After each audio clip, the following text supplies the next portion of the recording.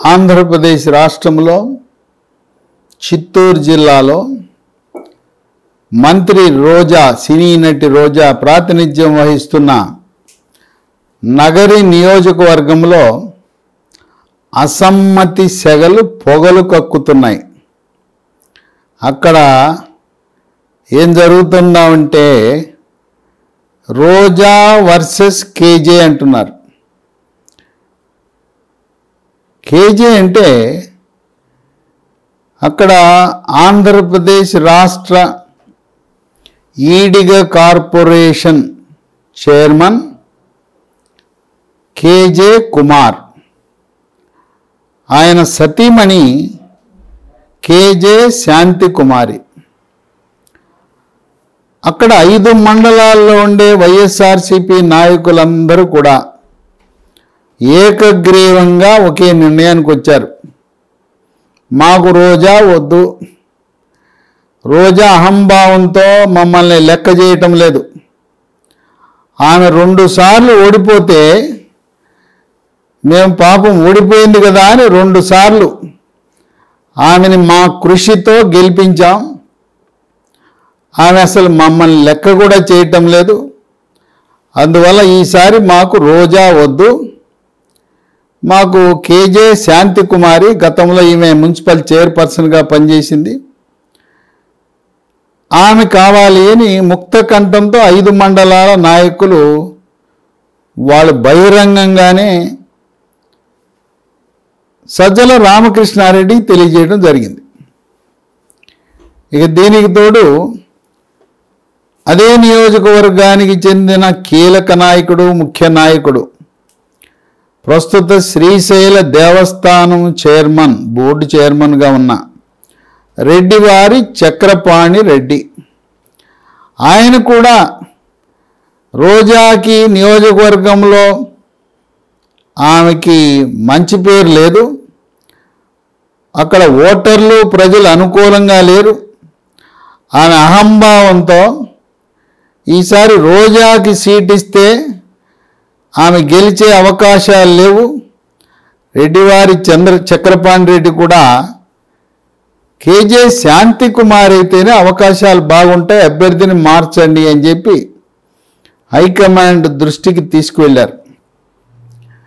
High command Sajjala Ramakrishna Reddy ద్వారా ఏదో రకంగా నాయకులను ఒప్పించి రోజాని మళ్ళీ అక్కడ పోటీ చేయించాలని ప్రయత్నాలు చేస్తున్నా వాళ్ళు మాత్రం ఎవ్వరూ సహకరించే పరిస్థితి కనపడటం లేదు. విశేషం ఏంటంటే వైఎస్ఆర్సీపీ పార్టీకి రాయలసీమలో పెద్ద ఆయన పెద్దిరెడ్డి రామచంద్రారెడ్డి, పెద్దిరెడ్డి రామచంద్రారెడ్డికి 5 మండలాలలో ఇప్పుడు ప్రస్తుతం ఉన్న కేజే కుమారు, కేజే శాంతి కుమారు, రెడ్డివారి చక్రపాణి రెడ్డి, వీళ్ళందరూ కూడా ఆయనకి ప్రియతమ అనుచరులు. శ్రీశైలం బోర్డు చైర్మన్ నియామకం జరిగేటప్పుడు రెడ్డివారి చక్రపాణి రెడ్డిని నియమించేటప్పుడు కనీసము రోజాని సంప్రదించలేదు. నియామకము జరిగిన తరువాత అందరూ ఏ విధంగా పేపర్లలోనూ టీవీలో స్క్రోల్స్ చూసుకుంటారు, అదేవిధంగా రోజా ఆమె చూసుకుంది. అప్పుడు అలిగింది, నాకు తెలవకుండా మా నియోజకవర్గం నుంచి శ్రీశైలం ట్రస్ట్ బోర్డుకి ఎందుకు నియమించారంటే ఆయన చెప్పాడు, ఇదమ్మా వాళ్ళ వల్ల నువ్వు ఉన్నావు, వాళ్ళ కృషి వల్ల నువ్వు ఉన్నావు, నువ్వు తెలుగుదేశం పార్టీ నుంచి వైఎస్ఆర్సీపీలోకి వచ్చావు, వాళ్ళు ముందు నుంచి కాంగ్రెస్ పార్టీని నమ్ముకుని కాంగ్రెస్ పార్టీ నుంచి వైఎస్ఆర్సీపీలోకి వచ్చారు, వాళ్ళు పుట్టుకతోనే తెలుగుదేశం పార్టీని వ్యతిరేకిస్తూ వచ్చారు, కనుక వాళ్లకు పదవులు ఇవ్వడానికి నీ దయాదాక్షిణ్యాలు అవసరం లేదు, వాళ్ళ యొక్క చరిత్రను బట్టి రాజకీయ బలాన్ని బట్టి మేము ఇవ్వటం జరుగుతుంది అని చెప్పాడు.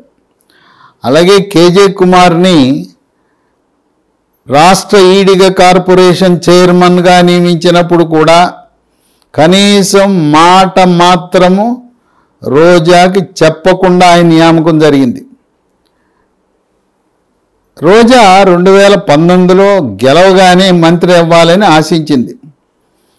మొదటి రౌండ్లో మంత్రి పదవి రాపోయేసరికి తీవ్రమైన నిరాశకు గురైంది ఈ రోజా.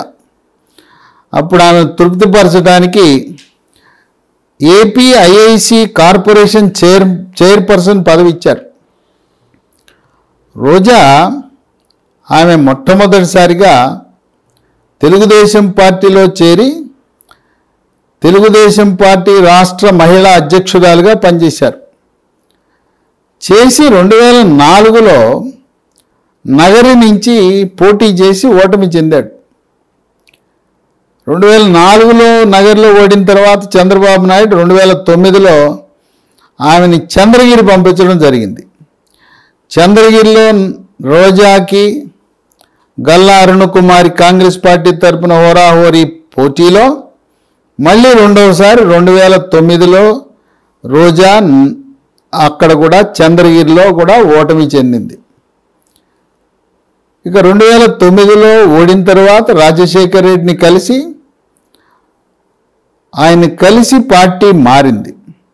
రాజశేఖర రెడ్డి మరణానంతరం వైఎస్ఆర్సీపీ పార్టీలో చేరి 2014లో 2019లో 2 సార్లు కూడా గెలిచింది. ఆమెకి రాజకీయ అనుభవం లేదు. అక్కడుండే బలమైన నాయకత్వం 5 మండలాల్లో కూడా బలమైన నాయకులు రెడ్డివారి చక్రపాణి రెడ్డి, కేజే కుమార్, శాంతి కుమారి ఇలాంటి బలమైన పునాదులు మూలస్తంభాలు ఉండబట్టి ఆమె గెలుస్తూ ఉంది. ఇప్పుడు హైకమాండ్ సంకటంలో పడింది. ఈమెకి నగరిలో సీట్ ఇస్తే ఆ సీటు కోల్పోయిన వాళ్ళం అవుతాం. అక్కడ గాలి ముద్దు కృష్ణనాయుడు సీనియర్ తెలుగుదేశం నాయకుడు, ఆయన కుమారుడు గాలి భానుప్రకాష్ 2019లో స్వల్ప ఓట్లతోనే ఓటమి చెందాడు. అందువల్ల గాలి భానుప్రకాష్ చాలా బలంగా ఉన్నాడు.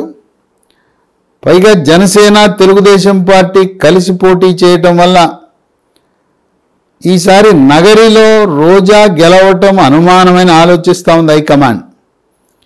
సరే, ఆమెను ఒప్పించి అమ్మ నిన్ను మళ్ళీ మంత్రిగా తీసుకుంటా గెలిచిన తర్వాత, నీకెందుకు నువ్వు కష్టం, ఎమ్మెల్యేగా ఎందుకు పోటీ చేయటం, నిన్ను మంత్రి పదవిలో తీసుకోవాలంటే ఎమ్మెల్సీ ఇచ్చి కూడా తీసుకోవచ్చు. పైగా నీకు అక్కడ రాయలసీమకు పెద్ద దిక్కుగా ఉన్న పెద్దిరెడ్డి రామచంద్రారెడ్డిని వ్యతిరేకించడం కూడా నీకు కలిసి రాని అంశం. ఎందుకంటే రాయలసీమలో ఉండే ప్రతి నాయకుడు, వైఎస్ఆర్సీపీ నాయకుడు పెద్దిరెడ్డి రామచంద్రారెడ్డి మాట అంటే అది లక్ష్మణ రేఖ. పెద్ద ఆయన చెప్పాడు చెయ్యి. ఈమె కనీస గౌరవము కూడా పెద్దిరెడ్డి రామచంద్రారెడ్డికి ఇవ్వటం లేదనే వార్తలు వెలువడుతున్న తరుణంలో ఆయన కూడా పెద్దిరెడ్డి రామచంద్రారెడ్డి పెద్దగా జోక్యం చేసుకునే పరిస్థితి లేదు. సీటు గురించి కూడా మీ ఇష్టం జగన్మోహన్ రెడ్డి, మీ ఇష్టము, మీ PK Prashant Kishor PK team survey ఆధారంగా మీరు నిర్ణయం తీసుకోండి, నా వంతు కృషి నేను చేస్తానని అన్నా. రోజా నగరిలో పోటీ చేస్తే ఆమె గెలుపు కష్టతరమే అని విశ్లేషకులు భావిస్తున్నారు. పైగా ప్రతిరోజు ఒక పనిగా పెట్టుకుని తను క్రీడలు, పర్యాటక, సాంస్కృతిక శాఖకు మంత్రి. తన మంత్రిగా తన బాధ్యతలు నిర్వర్తించకుండా, తన శాఖలు పర్యవేక్షించకుండా ఒక ఎజెండాగా పెట్టుకుని చంద్రబాబు నాయుడిని తిట్టడం, లోకేష్ని తిట్టడం, పవన్ కళ్యాణ్ని తిట్టడం, పవన్ కళ్యాణ్పై వ్యంగ్యాస్త్రాలు వేయటం, ఈ విధంగా రోజా నోరు పారేసుకోవటం వల్ల నగరి నియోజకవర్గంలో ఉండే తటస్థులు, విద్యాధికులు, మేధావులు, విద్యావంతులు వాళ్ళు కూడా ఆమె వైఖరిని అంతగా ఆమోదించే పరిస్థితి లేదు.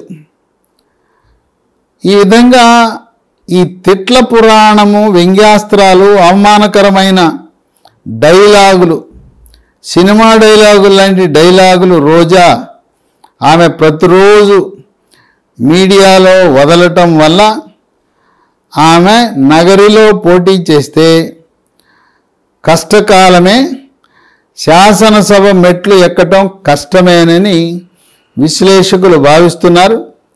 రోజా అని మళ్ళీ అక్కడ పోటీ చేయిస్తే గాలి భానుప్రకాష్ విజయము, తెలుగుదేశం పార్టీ విజయము నల్లేరుపై నడక అని చెప్పి రాజకీయ విశ్లేషకులు భావిస్తున్నారు.